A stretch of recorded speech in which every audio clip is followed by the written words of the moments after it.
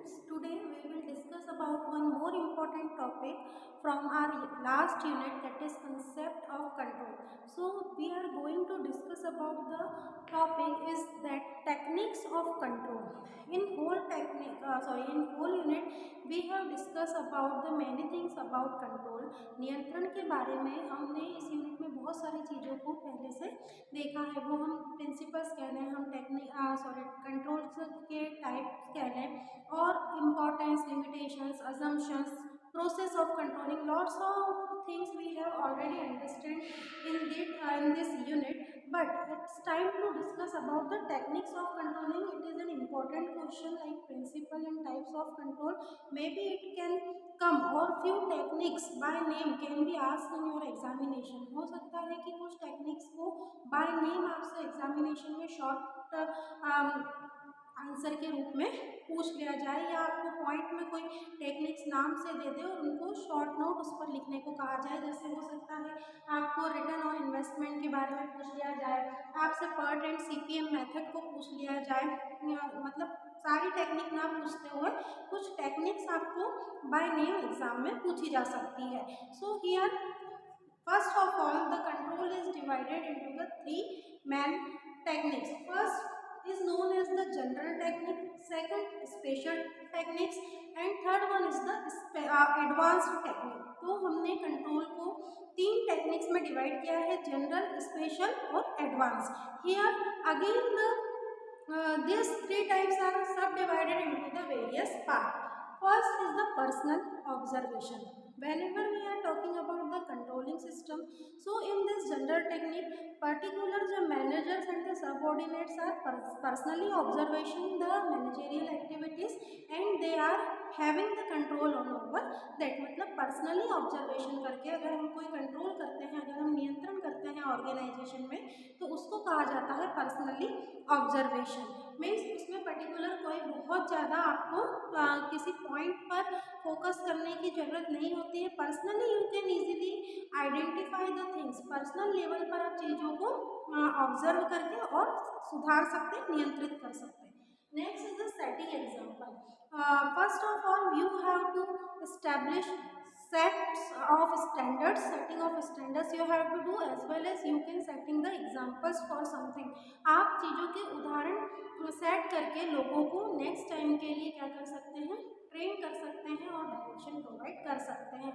Next is known is the records and reports. On the basis of your pass data, your records and your reports, information what you have, है ना, जो पास data के according आपके पास information है, आपने जो reports prepare की हुई हैं, जो भी आपके रिकॉर्ड्स हैं, data information, you can analyse it and then start controlling. Next is the self control.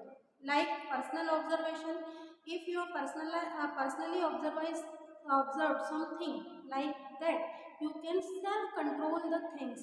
अगर आपको लगता है कि हम खुद प्रोडक्शन में, मार्केटिंग में, एडवर्टाइजिंग में अगर हमारी तरफ से कुछ एक्टिविटीज़ को, कुछ गतिविधियों को कंट्रोल कर सकते हैं जिससे हमें प्रॉफिट अच्छा हो, गोल अचीव करने में हमें सहायता मिले, तो we can also do it. What the self control. Next thing is the statistical data. The data which is available in the form of statistics.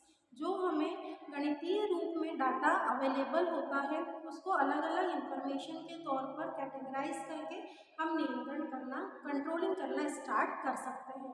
Next, break even analysis. Now what is the meaning of break even analysis? तो it is a form in which the revenue of the price is equals to the selling of goods.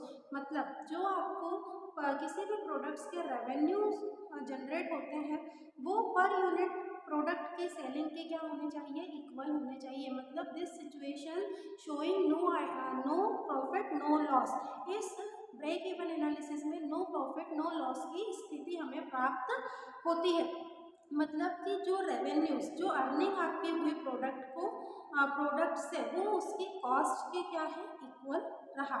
मतलब जितने profit उसमें वो सारी चीज़ें आ गई जो आपको कॉस्ट, जो प्रोडक्ट के प्रोडक्शन के दौरान आपको लगी थी. तो यहाँ पर ब्रेक इवन एनालिसिस में क्या होता है, ब्रेक इवन एनालिसिस में जो फिक्स्ड कॉस्ट होती है, fixed cost, here I am showing you with the help of example. यहाँ पर मैं बता रही हूँ आपको कि जो हमारा किसको कहते हैं? तो ब्रेक इवन पॉइंट हमारा होता है fixed cost upon selling price minus fixed cost selling price minus variable cost per unit.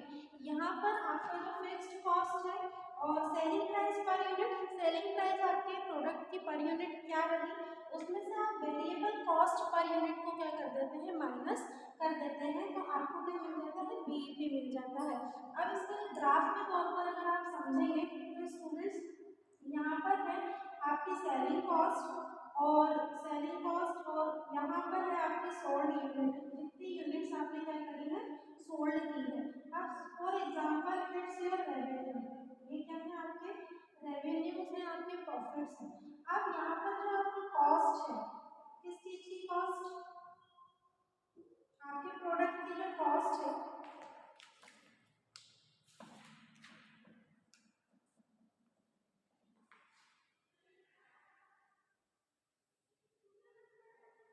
It is like that कि यहाँ पर थोड़ा सा मिसमैच हो रहा है, वो नहीं है प्रॉपर्ली। ये जो प्रॉफिट है आपका, ये आपके लॉस की क्या है, इक्वल है।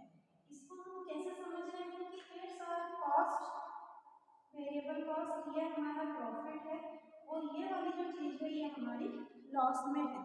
ये जो पॉइंट हमें मिल रहा है इसको हम बोलते हैं break even point. whenever the revenues are equals to the cost of the product, so if you get the point, this point is known as the BEP, break even point is को कहते हैं। मतलब यहाँ पर profit और loss क्या है, equal है। एज आई टोल्ड यू कि जब प्रॉफिट और लॉस मतलब the revenues of the product and the cost of the product seems to be equal, so it is known as the break even analysis. Now return on investment, what is the meaning of return on investment? Return on investment का मतलब होता है कि what you invested in a form of capital, आपने जो भी invest किया है आपके ऑर्गेनाइजेशन में, उसके बिहाफ पे आपको क्या मिलते हैं, कितने रिटर्न्स मिलते हैं। सपोज आपने 1 लाख का इन्वेस्टमेंट किया for a particular period of time, किसी स्पेसिफिक समय के लिए आपने 1 लाख का इन्वेस्ट किया, मान लो 2 महीने के लिए। अब after 2 months whenever you will getting the things, whenever you want to calculate your returns in regards of investing, तो आपको क्या मिला, आपने क्या प्राप्त किया। सपोज करो कि 2 लाख का आपने इन्वेस्टमेंट किया और 2 महीने बाद आपको 4 लाख की इनकम हुई उस 2 लाख के इन्वेस्टमेंट से, तो it is known as your returns. कि आप जितना इन्वेस्ट कर रहे हैं, नाम से समझ में आ रहा है, return on investment, how much you invest in your organisation and what you get in behalf of it, उसके बदले में आपको क्या मिला, कितना मुनाफा, कितना प्रॉफिट, कितना मनी आपने अर्न किया। So it is about the general techniques of control. Now we will discuss about the special techniques.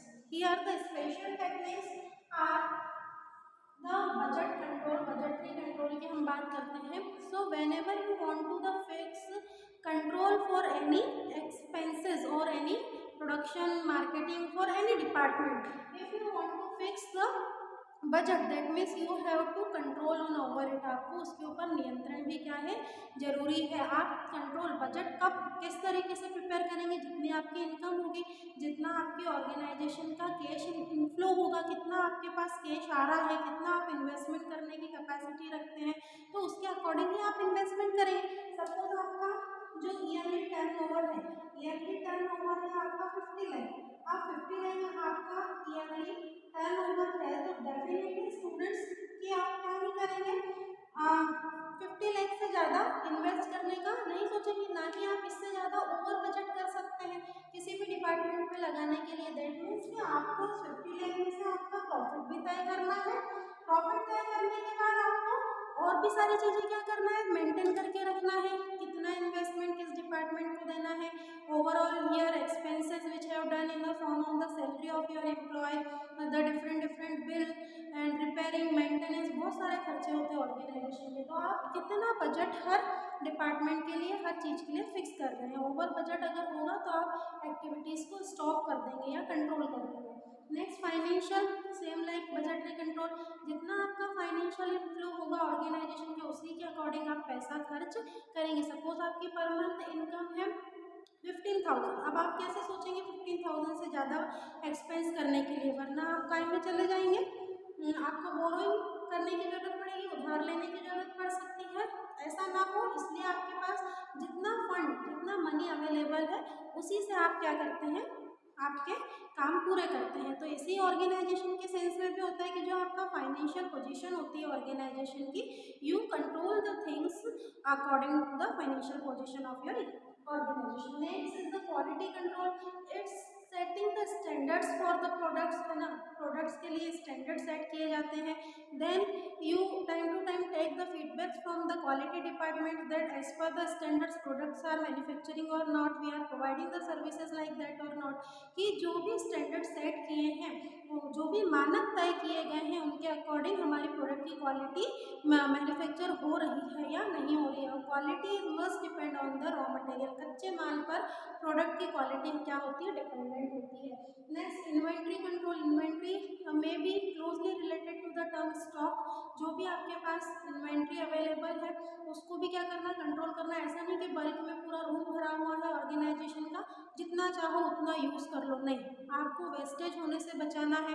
Over inventory में आपको इन्वेस्ट नहीं करना है। जितना माल आपके पास पहले से अवेलेबल है उसी की लेकर आपको क्या करनी है, प्रोडक्शन करना है। जो स्टॉक बन के तैयार हो चुका है पहले उसकी सेलिंग करनी है, फिर न्यू प्रोडक्ट्स जो है वो वापस से बनाना स्टार्ट करने हैं। तो it is about the inventory control. मतलब ओवरऑल कहने का ये मतलब कि कुछ भी वेस्टेज ना हो, जो भी इन्वेंट्री स्टॉक्स अवेलेबल है, वो चाहे फिनिश्ड गुड्स हो या वो रॉ मटेरियल हो या वो किसी भी फॉर्म में इन्वेंट्री आपके पास रखी हुई, first of all you have to use it at the optimum level. आपको सबसे पहले मैक्सिमम लेवल तक, ऑप्टिमम लेवल तक उसको क्या करना है, उपयोग करना है, ट्राई करना है कि वेस्टेज ना हो। Next is the HR control. HR control is the term in which you are controlling the human resource of your organisation. अब आप सोचेंगे कि ह्यूमन रिसोर्स मतलब जो एम्प्लॉयज़ हैं, सबॉर्डिनेट्स हैं, how we can control it, उनको कैसे कंट्रोल किया जाता है। तो for controlling the human resource you are finding that how much money you have to spend on their development, you how much money you have to spend for giving the training to them. कितना पैसा आपको अपने human resource को develop करने के लिए, training देने के लिए और अलग अलग चीज़ें सिखाने के लिए क्या करनी है, स्पेंड करनी है, वो भी आप देख के चलेंगे। ऐसा थोड़ी ना है कि आपके पास जो पैसा है आप पूरा आपके लोगों को ट्रेन करने में ही लगा देंगे। क्यों? क्योंकि पहले से तो कुछ एक्सपीरियंस नॉलेज उन लोगों को भी है, बस you have to update it, है ना। आपको उन नॉलेज को, एक्सपीरियंस को अपडेट करना है। तो ट्रेनिंग के लिए पैसा खर्च होता है ट्रेनिंग में देने में। तो it is about the HR control. Last is the marketing control. Which type of marketing policies you are using in your organization? किस तरह की मार्केटिंग आप पॉलिसीज को यूज़ करते हैं। आप डोर टू डोर सेलिंग को अपनाते हैं या with the help of newspaper और the we can say the radios, है ना, आपका जो FM होता है, या in the time of the advertisement in the television, या थ्रू द होर्डिंग्स, है ना, इन बोर्ड्स के थ्रू, पैम्पलेट्स के थ्रू आप मार्केटिंग का कौन सा जरिया अपना रहे हैं, उसके लिए भी आपको क्या करना होता है, कंट्रोल करना होता है। मतलब मार्केटिंग का भी एक बजट फिक्स होता है कि इस साल, या अगर आप शॉर्ट टर्म की बात करें तो 6 महीने में हमको मार्केटिंग के लिए सपोज 50 लाख का हमारा टर्न ओवर है पर ईयर का। अब आपको मार्केटिंग में आने वाले 6 महीने के लिए कितना स्पेंड करना है। सपोज आपने सोचा कि हम मार्केटिंग में 5 लाख रुपए इन्वेस्ट करेंगे, 5 लाख से ज़्यादा हम मार्केटिंग में नहीं देंगे। मतलब इसमें आपका टीवी एडवर्टीजमेंट भी आ गया, होर्डिंग्स पे, ये सिर्फ एग्जांपल है, बहुत ह्यूज अमाउंट जो होता है वो खर्च किया जाता है। सिर्फ एग्जांपल के तौर पे बता रहे ताकि आप लोगों को समझ आ सके। मार्केटिंग में आपने 5 लाख का इन्वेस्टमेंट किया है और you have to confirm, you have to control this money कि कहीं भी मार्केटिंग में आपका व्यर्थ पैसा, फिजूल पैसा आपका खर्च ना हो जाए। Because already you have set the marketing budget, आप मार्केटिंग बजट को सेट कर चुके हैं और उसी के अकॉर्डिंग आपको पैसा खर्च करना है। तो it is about the we can say special techniques of organization. Now of controlling, last was the advanced techniques. Advance techniques first management information system, short में लिखा है मैंने MIS, means the sources from the managers and the employees of organizations are getting the information, इसको हम कहते हैं management information system के management को जो इंफॉर्मेशन के सोर्स हैं, किस सोर्स के थ्रू इंफॉर्मेशन हमें प्राप्त हो रही है and what are the uses of those information, उन इंफॉर्मेशन के क्या यूज है। With the help of this managerial information system overall all the organizations are working. ठीक है, इंफॉर्मेशन के थ्रू ही वर्क किया जाता है, टास्क कंप्लीट किया जाता है। अब ऐसा क्यों?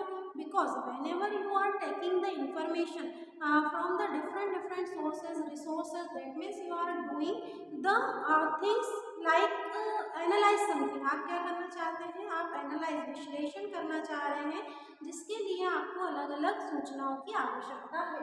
Next thing is the management audit. What is the meaning of management audit? तो time to time the which activities are going on in the organization, जो ऑर्गेनाइजेशन में एक्टिविटीज चल रही हैं फॉर अप्रेजल, उन मैनेजरियल एक्टिविटीज को मूल्यांकन करना होता है, उनका अप्रेजल करना होता है, ताकि काम ठीक तरीके से हो रहा है या नहीं हो रहा है। ऑडिट वर्ड से तो आप परिचित होंगे, आपने सुना ही होगा ऑडिट वर्ड्स, है ना। तो टाइम टू टाइम ऑडिटिंग की जाती है ताकि ऑर्गेनाइजेशन में जो काम चल रहा है वो उसके ऊपर सुपरविजन रखा जा सके, उसको सुपरवाइज किया जा सके कि what is the working process, how the employees are experts, what is the knowledge level of those employees, everything is analysed in the management audit. Next is the important technique which is the program evaluation review technique and critical path method. In short वापस से repeat करती हूँ, program evaluation review technique and critical path method, in short इनको कहते हैं PERT and CPM। अब ये जो टेक्निक्स हैं, इन टेक्निक्स के थ्रू यहाँ पर हमारा प्रोग्राम इवेल्युएशन के रिव्यू से हमें क्या करना होता है कि what the project we have fixed, जो प्रोजेक्ट हमने फिक्स किया है या जो प्रोग्राम हमारा शेड्यूल है उसको क्या करना है? इवेल्युएट करना। अब उसके लिए आपका जो भी आप पैसा आप खर्च करना चाहते हैं, आप जिस भी तरीके से उसको कंट्रोल करना चाहते हैं, तो पार्ट में आपने क्या करा? प्रोग्राम जो आपके शेड्यूल्ड है उन प्रोग्राम को आपको इवेल्युएट करना है। Time to time you have to take the reviews and the feedbacks from those activity, उन एक्टिविटीज से आपको रिव्यूज भी लेते रहना है। और क्रिटिकल पाथ मेथड क्या कहती है? Critical path method is the method through which you set a particular task for the completion of given project. जो भी प्रोजेक्ट मिला है उसके लिए टास्क बनाना कि भाई ये प्रोजेक्ट है, सपोज प्रोजेक्ट है हमारा कि हमें 100 यूनिट की ऑर्डर डिलीवरी करनी है विद इन 5 डेज। अब इसके लिए जो आप एक टास्क फिक्स करेंगे वो इस प्रोजेक्ट के रिगार्डिंग होगा, मतलब उस टास्क को आप कहीं और ना यूज़ किए हैं ना कभी करेंगे, पर्टिकुलर उस ऑर्डर को फिक्स करने कंप्लीट करने के लिए ही आप उस टास्क का क्या कर रहे हैं? यूज़ कर रहे हैं। तो that's why it is known as the critical path method, जिसके थ्रू भी आप कंट्रोलिंग करते हैं। क्योंकि अगर आप पहले से बहुत सारे टास्क एडवांस में बना दे तो हमको पता है कि जो कंट्रोलिंग है it is too much expensive method, है ना, उसमें टाइम मनी बहुत कंज्यूम होता है। तो इस वजह से सिर्फ किसी प्रोग्राम को, किसी प्रोजेक्ट को फुलफिल करने के लिए इफ़ यू आर मेकिंग और if you are performing a particular task, so such method is known as the critical path method. Task का प्रोजेक्ट पूरा हुआ, टास्क कंप्लीट हुआ, नेक्स्ट पर बढ़ते हैं। Operation research, research means the things which are already in the existence, जो चीज़ already existence में है उनके ऊपर वापस से सर्च करना, that's why it is known as research. जो चीज़ हमें पता है उसको और डिटेल में और डेप्थ में जाकर उसको पता लगाना। तो ये रिसर्च किससे रिलेटेड है? आपके ऑपरेशन से, कि how many operations are done in your organization in a particular period of time. जितने भी मैनेजरियल एक्टिविटी, जितने भी ऑपरेशंस ऑर्गेनाइजेशन में होते हैं उनके ऊपर आप कैसे रिसर्च करें कि आपके एक्सपेंसेस कम हो जाए, आपकी कॉस्ट कम हो जाए, प्रॉफिट आपकी ज़्यादा बढ़ जाए। Many things are there.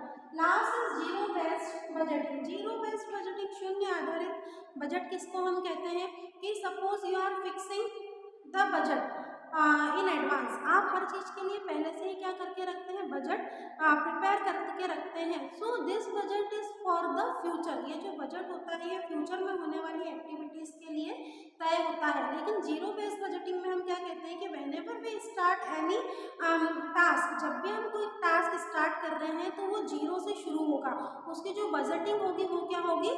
Zero होगी। Whenever the work is completed, जैसे जैसे काम क्या होता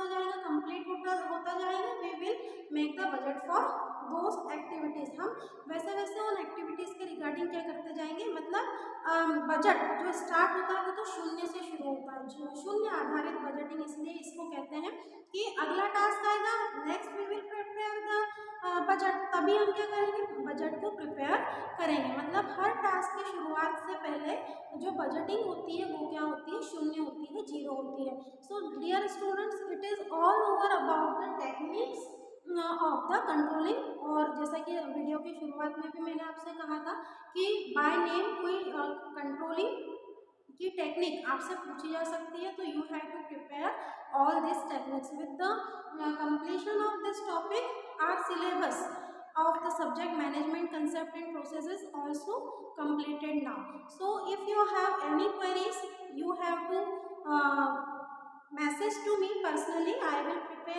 I will make the videos for those queries, your doubts, and will upload in the same day. So all the very best for your examination. Thank you.